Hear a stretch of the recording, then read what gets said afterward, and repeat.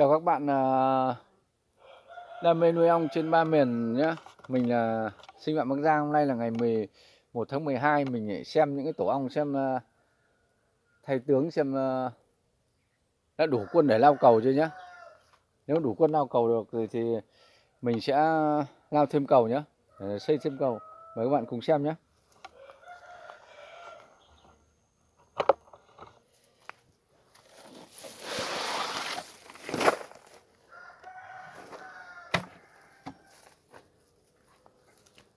Đây xem tổ này, tổ này có 2 cầu thôi.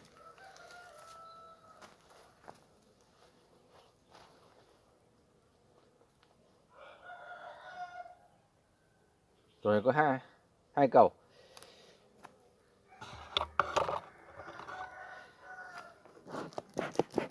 Đây là ẩm rời đây, có giữ không được. 2 cầu, xem nếu mà nó đông thì là đông quân thì là cho thêm cầu để cho nó xây cầu.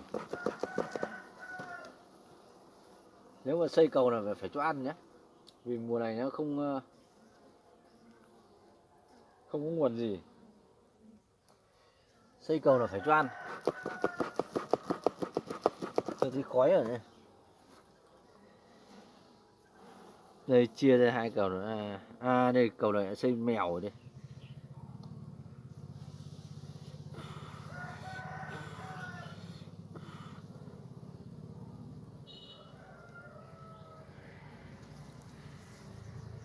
Gọi là đá này, đá. Nhộng đẹp đây, nhộng đẹp lắm.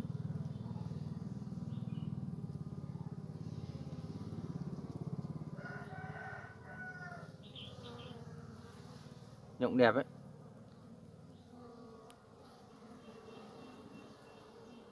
Nhộng đẹp này là có thể lao cầu đây này.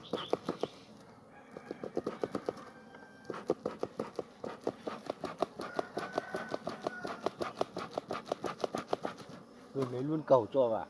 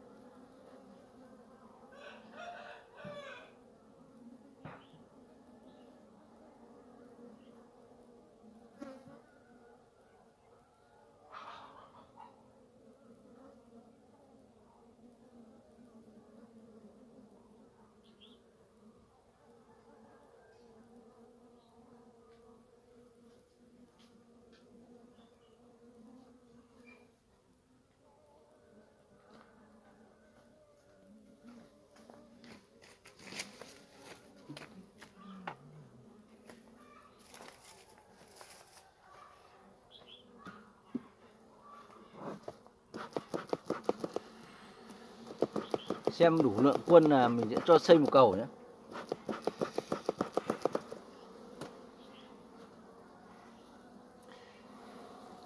Đây cầu 2 đây. Cầu sắt vách mà còn đông này. Nhộng phấn nhiều, rất nhiều. Cầu này, tổ này sẽ quyết định cho xây đây. Ui, rất đông quân. Nhộng đẹp, nhộng chuẩn bị là tốt nhé.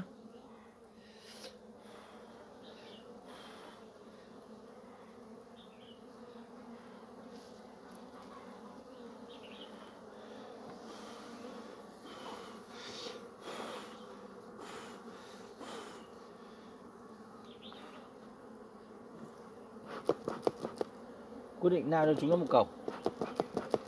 Nào cho tổ này một cầu. Đây lao mình cứ lao luôn ở giữa này. Lao luôn vào giữa này cho nó xây. Thế là thành 3 cầu nhá. Đấy, lao luôn ở giữa đấy.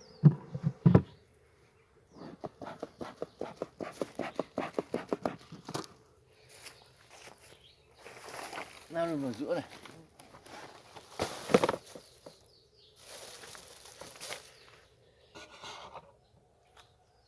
xem tiếp một đàn này nữa.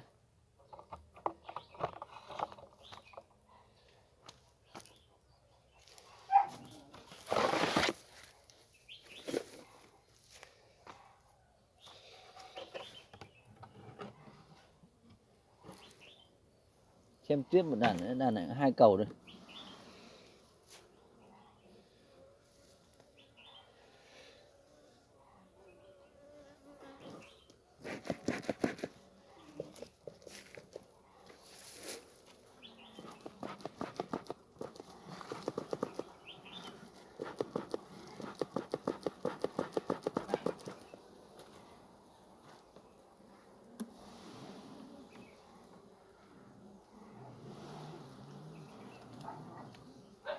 Hai cầu rồi.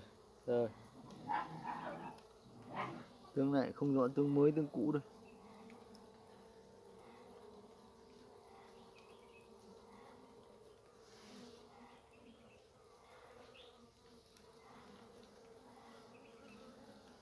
Tương này khả năng tương cũ.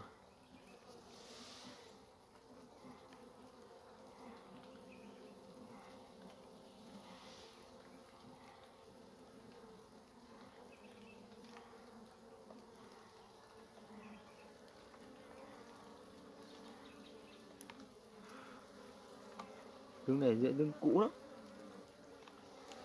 Quên không đánh dấu tên tuổi nên là không nhớ.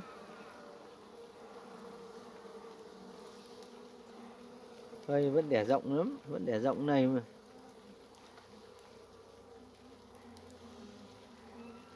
Vẫn đẻ rất chi là rộng.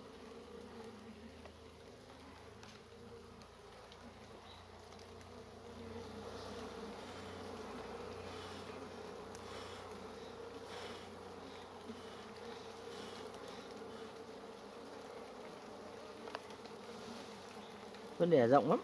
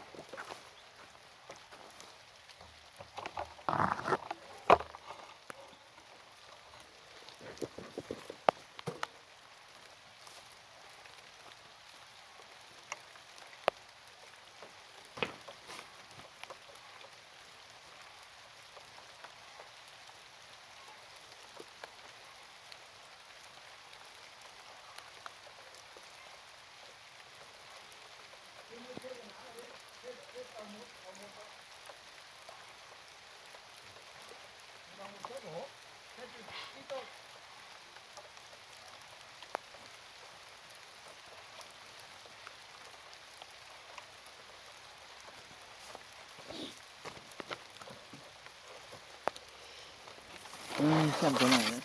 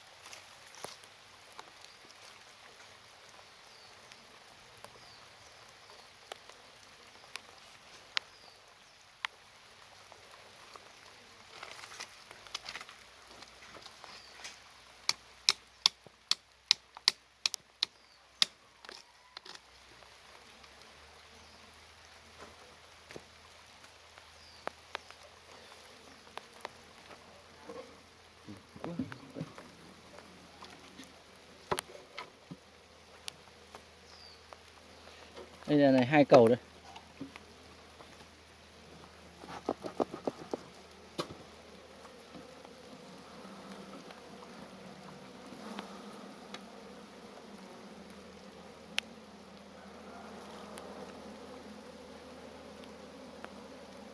Đàn này nhộng cũng đang đẹp nhé. Đang đẹp đây, đây cũng đòi để xây để được.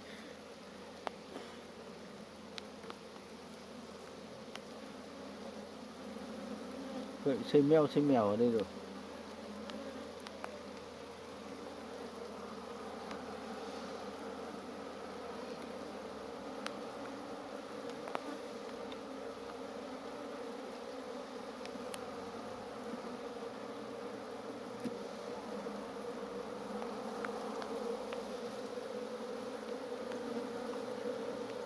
Chưa được đông lắm.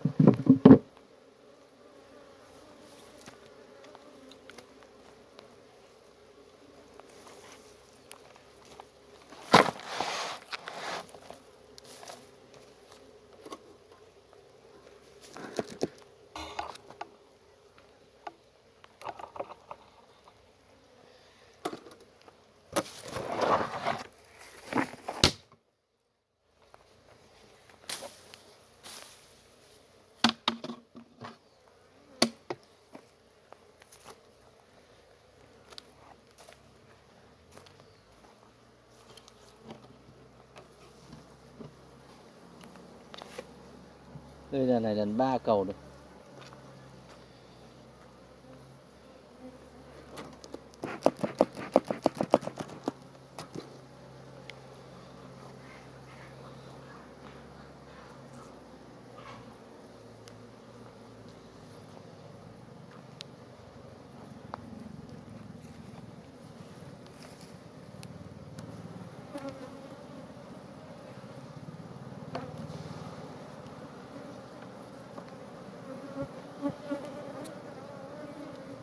Đây để hẳn đây. Nhộng tương đối đẹp nữa.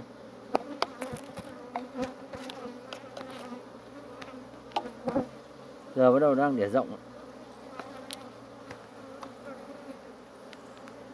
Những cái cầu 3 cầu này thì chưa cần thiết phải cho lên cầu nữa.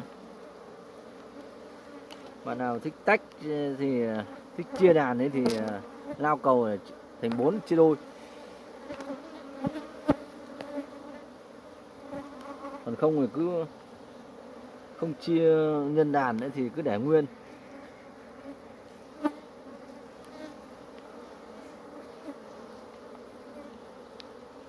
Ôi, cầu trong này vẫn toàn mà đang lên rồi, mới bắt đầu để loáng thoáng này.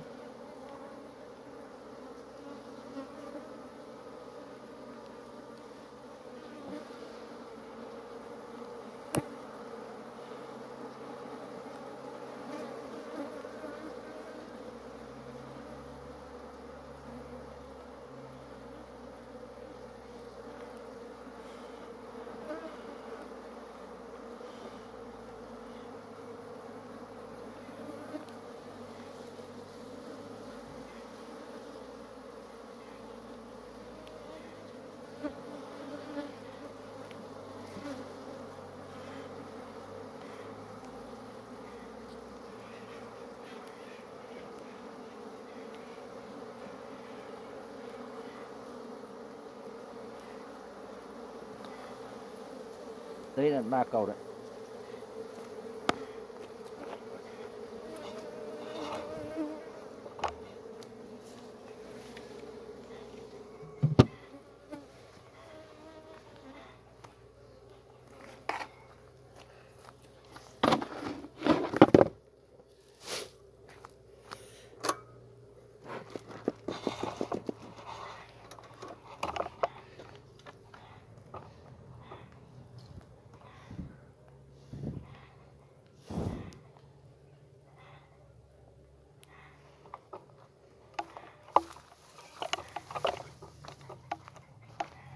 Đây lên trên đây xem vài đàn nữa.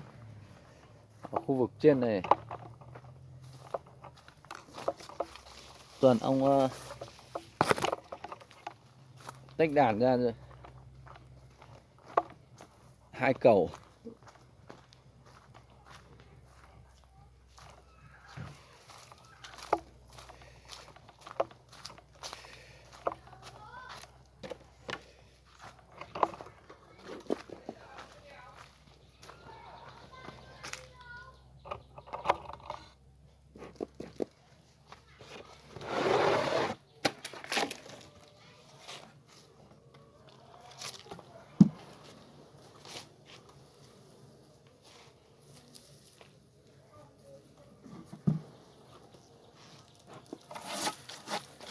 Toàn tiến ấy.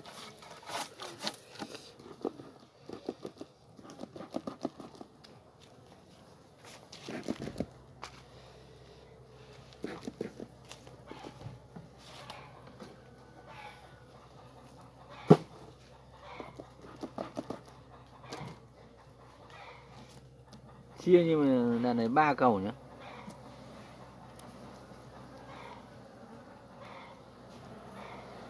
Đây vẫn còn nốt con tướng đây, vẫn còn sống, vẫn còn sống. Đây tổ này thay tướng được rồi.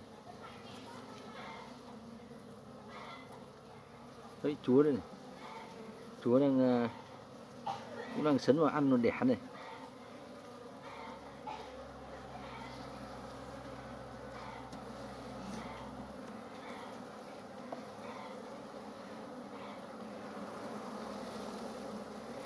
Ôi nhộng đẹp lắm, nhộng vàng bé, cho nó cũng chưa được vuông nữa, chạy ghê đấy không biết được.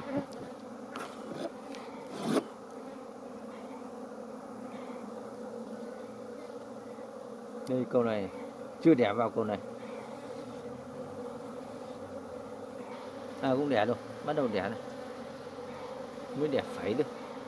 Đây mặt này có nhộng này, mặt này có nhộng, có phấn nhiều lắm.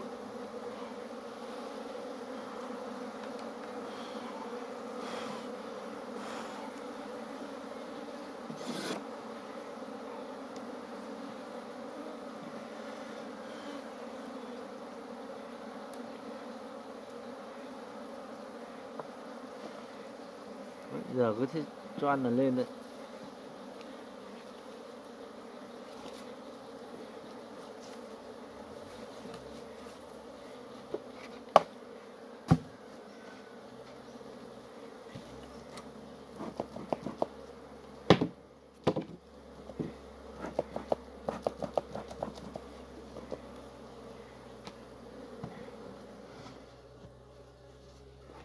Ba cầu.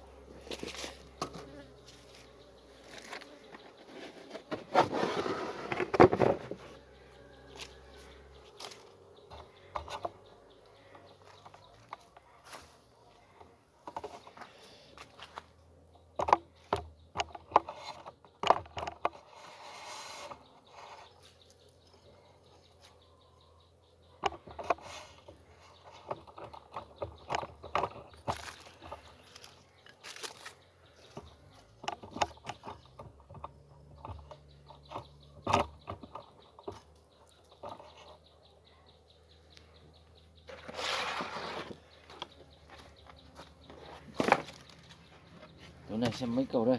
2 cầu.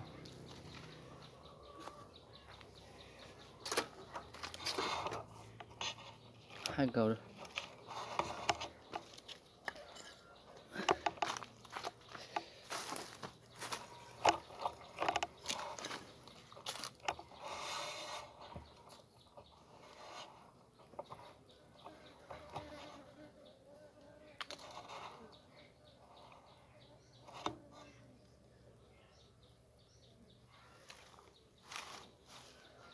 Hai cầu.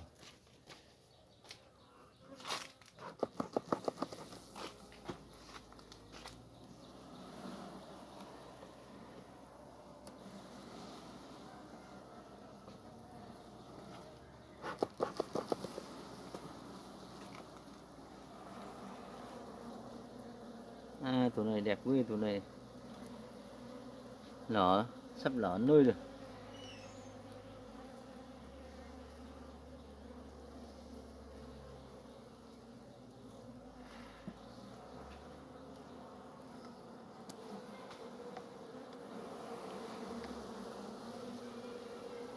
Ôi, nhộng đẹp này. Tổ này chắc lao được cầu à? Ôi, mảng nhộng rất chi là to.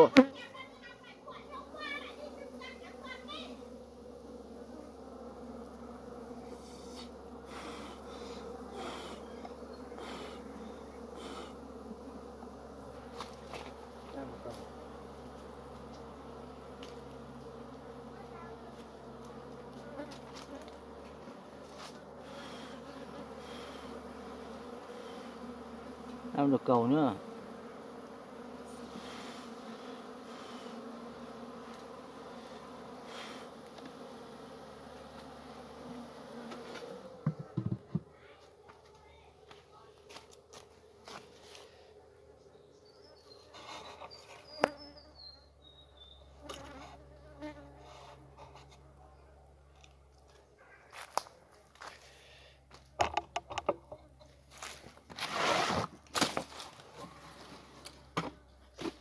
Tổ này 2 cầu này.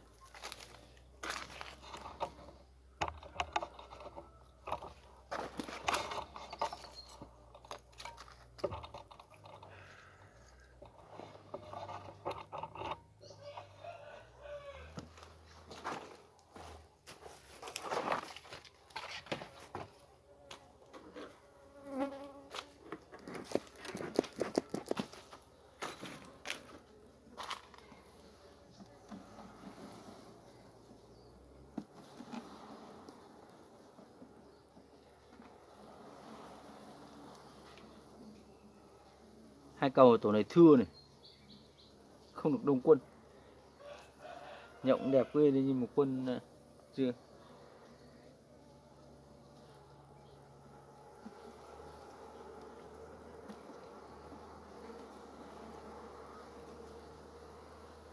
Đang cười.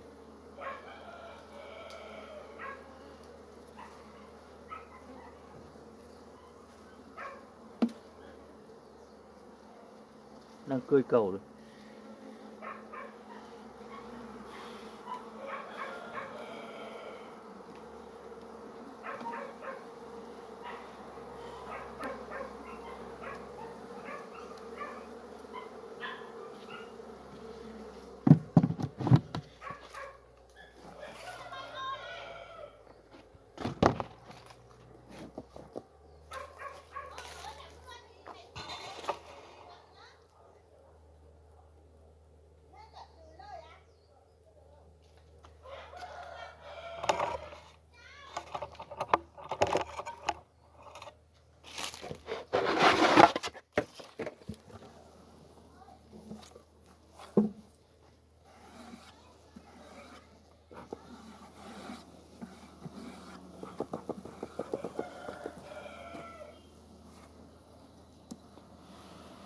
Tổ này có 2 cầu đây.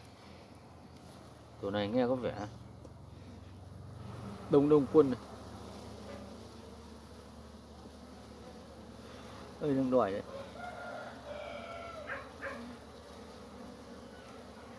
Đòi xây ở đây.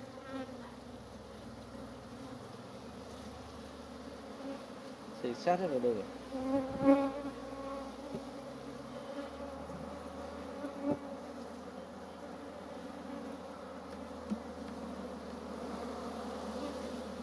Đông á, tổ này đông đấy.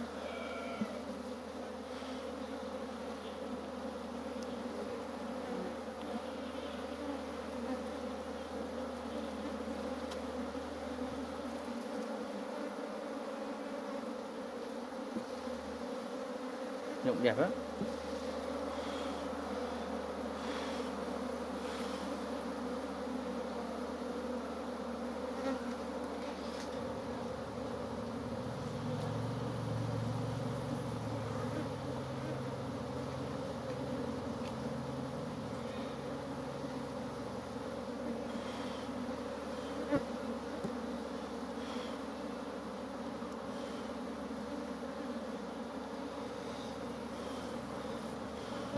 Cho lên 3 đi.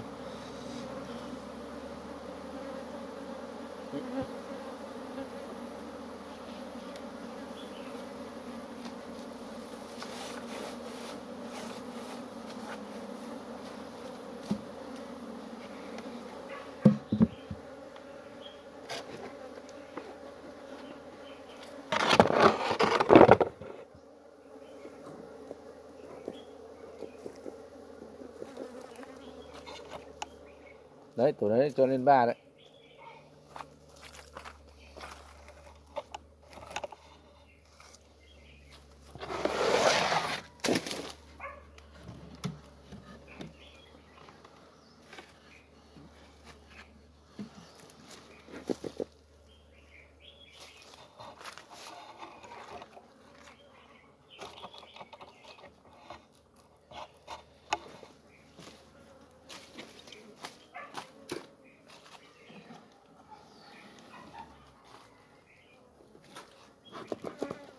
Tổ này mới chia đây nhưng mà lon quá. Lon quân này.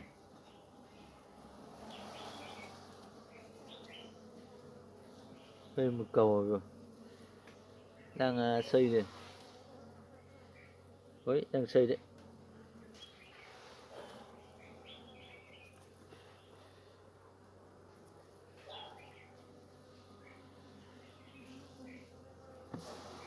Cầu đang xây mà.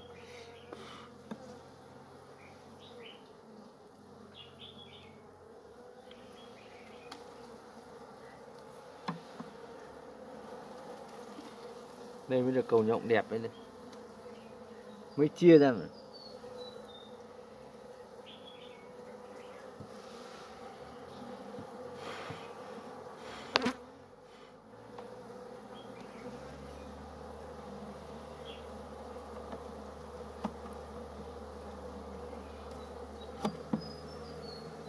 Này cứ cho ăn mạnh mà là xây xong.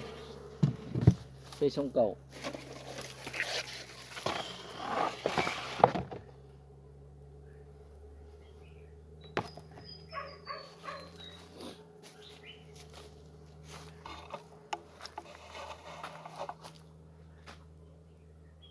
Thôi chào các bạn nhé, video của mình đến đây là kết thúc nhá.